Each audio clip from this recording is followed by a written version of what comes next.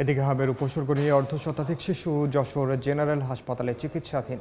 প্রতিদিনই উপসর্গ নিয়ে ভর্তি হচ্ছে নতুন নতুন রোগী। যশোর জেনারেল হাসপাতালে এই মুহূর্তে আছেন সহকর্মী জুয়েল মৃধা, সরাসরি যাচ্ছে তার কাছে। যশোরের জেনারেল হাসপাতাল সহ যে অন্যান্য হাসপাতালগুলোতে প্রতিদিনই হামের সন্দেহভাজন রোগী আসছে এবং প্রতিদিনই এই সংখ্যা বাড়ছে। গত ২৪ ঘন্টায় নতুন করে ৪ জন রোগী এসেছে হাসপাতালে।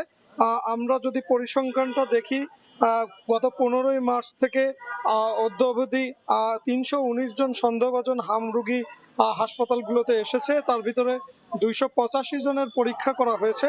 এর ভিতরে ১৬৯ জন রোগী হাসপাতালে ভর্তি হয় এবং তারা চিকিৎসা নেন, যার ভিতরে প্রতিদিনই কিছু কিছু রোগী চিকিৎসা নিয়ে বাড়ি ফিরেছে। এখন গত ২৪ ঘন্টায় যশোরের জেনারেল হাসপাতাল, শিশু হাসপাতাল, আদ্দিন হাসপাতাল সহ বেশ কয়েকটি হাসপাতালে মোট ভর্তি রোগীর সংখ্যা ৪৬। আমরা কথা বলেছি হাসপাতালের চিকিৎসক এবং সিভিল সার্জনের সাথে। তারা আমাদেরকে জানিয়েছেন যে সকল রোগী এখন হাসপাতালে ভর্তি আছে তারা আসলে চূড়ান্তভাবে হাম শনাক্ত রোগী নয়, প্রত্যেকেই হচ্ছে সন্দেহভাজন এবং এদের নমুনা পাঠানো হয়েছে। যেহেতু সারা বাংলাদেশের হামের রোগীদের পরীক্ষা নিরীক্ষার একটি মাত্র প্রতিষ্ঠান ঢাকায়, সেই কারণে এই রিপোর্টগুলো পেতে অনেক বিলম্ব হচ্ছে এবং যে কারণে নিশ্চিত করে বলা যাচ্ছে না আসলে যশোরে কতজন হামের রোগী আছে।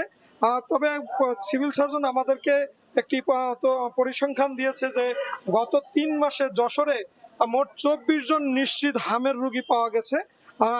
তার ২৩ জনই হচ্ছে ১৫ই মার্চের আগের এবং ১৫ই মার্চের পর থেকে অদ্যাবধি মাত্র ১ জন হামের রোগী নিশ্চিত রোগী পাওয়া গেছে। আমাদেরকে হাসপাতাল কর্তৃপক্ষ জানিয়েছে এবং সিভিল সার্জন জানিয়েছে যে হামের রোগীদেরকে গুরুত্ব দিয়ে একটি পৃথক আইসোলেশন ওয়ার্ড তৈরি করা হয়েছে এবং পৃথক আইসোলেশন ওয়ার্ডে রোগীদের রেখে চিকিৎসা দেওয়া হচ্ছে এবং শিশুদের আলাদা করা হয়েছে এবং বড়দের আলাদা করা হয়েছে।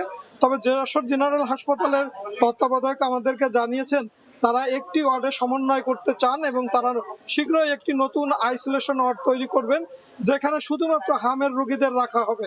যশোর থেকে এই ছিল আমার কাছে সর্বশেষ হাম পরিস্থিতির খবর জানছিলাম যশোর।